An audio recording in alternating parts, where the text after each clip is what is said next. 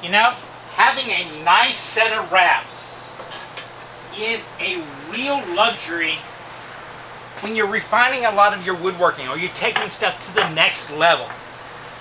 But I got a dirty little secret for you. You can accomplish a lot of the same stuff with just inexpensive sandpaper.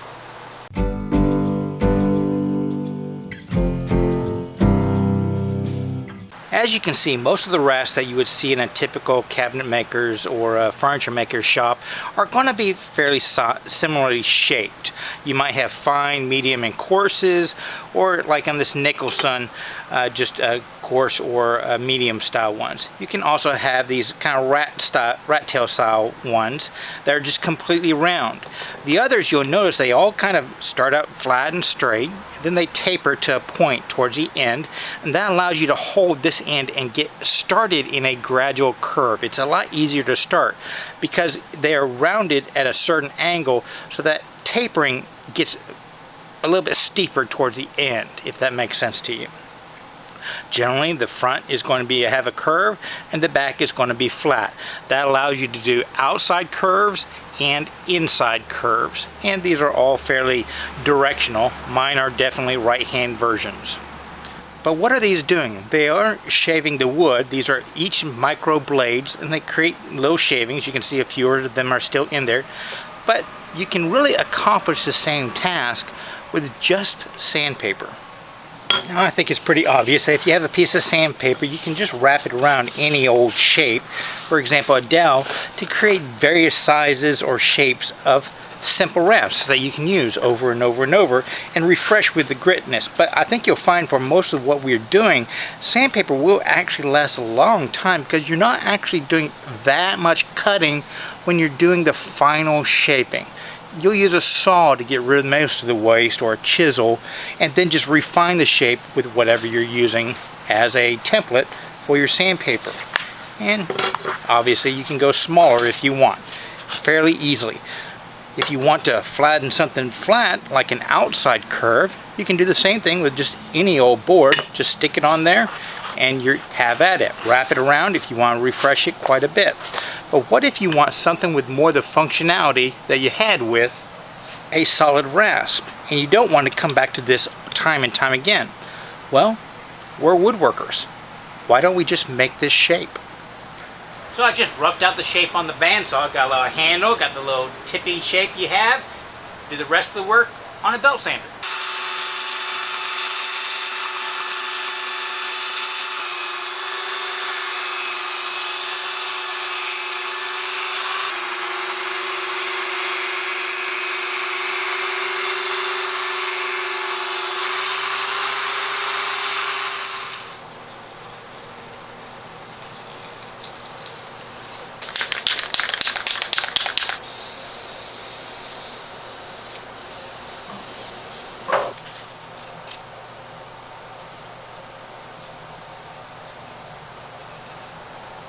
And there you go, a very simple, inexpensive facsimile of a rasp. Easy to add quick little chamfers on the side, smooth out what you don't want. If you need to do inside corners, just take it and do your shaping however you want. And there's no reason why you couldn't, go a little more aggressive on the curves or a little finer on the sandpaper. It's all up to you. But a little sandpaper shaped to whatever wood's underneath it, there you go, a redneck rasp.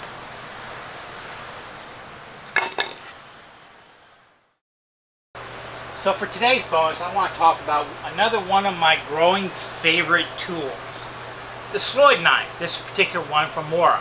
But before we do that one, if you like this video, please do me a favor. Like, favorite, subscribe. Do all those social medias. Visit my website, wortheffort.com, where I write a blog. I also have a lot of swag, such as t-shirts, hats, and I'm going to be coming out with a whole bunch of kind of shop-made, small production run tools I can manufacture here in my space in order to help subsidize making videos such as this. I do not know why knives such as this are not a more common tool we see in furniture makers' arsenals. I personally didn't pick up a knife like this until a couple years ago when I got into spoon carving, but More and more, this is becoming a go-to tool for me. Just for little chamfers, cleaning up the inside of joints, all that kind of stuff. Anytime I just need to remove a little sliver of wood, I'm finding myself picking up this knife. And what makes it so special being a Sloyd knife is the geometry of the blade and the hardness of the blade. Now, I don't know how well y'all can see this in the camera, but right about here, there is a delineation between two different steels. We have a really hard steel right there, and then the steel on either side of that lamination is a lot softer, a lot more flexible.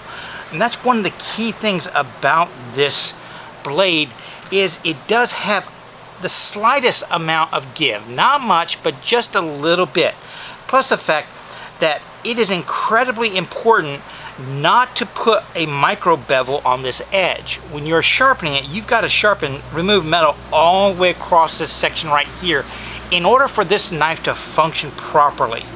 Any kind of curve or micro bevel, and it's not going to be as effective.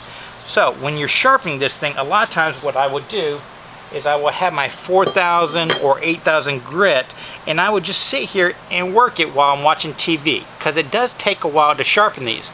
But once you do get them sharp, because that center knife laminate is a little bit harder, it maintains its edge quite a bit. And it just takes a little bit of time.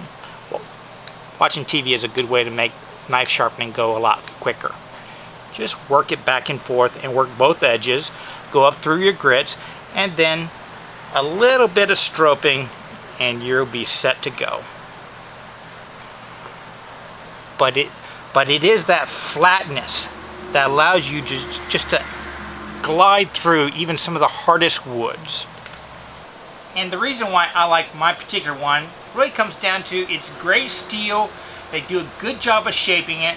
The handle shape, it just fits your hands pretty well. It allows you to get a lot of different grips to make the leverage to cut the best shapes. I like the gradual curve that this particular one has, because it allows you to shear into a lot of tighter situations while maintaining a lot of the strength that you need on the tip. Plus the fact that these are really inexpensive for a woodworking tool, and all the work that they went into them. This is kind of one of those gems out there. And they come in different sizes. This one's kind of a medium length. Generally, it's the longer they are, the more heavy-duty work you can get. The shorter they are, you can get into finer stuff and still maintain leverage. Look it up. I'll put a link in my Amazon store to the one I have. But it really is an inexpensive, nice piece of kit to put into your tool arsenal. Pick one up if you get a chance. And I want you to remember one last thing as I threateningly wield this knife. Remember, it is always worth the effort to learn, create, and share with others. Y'all be safe or have fun or I'll cut ya. No, just kidding.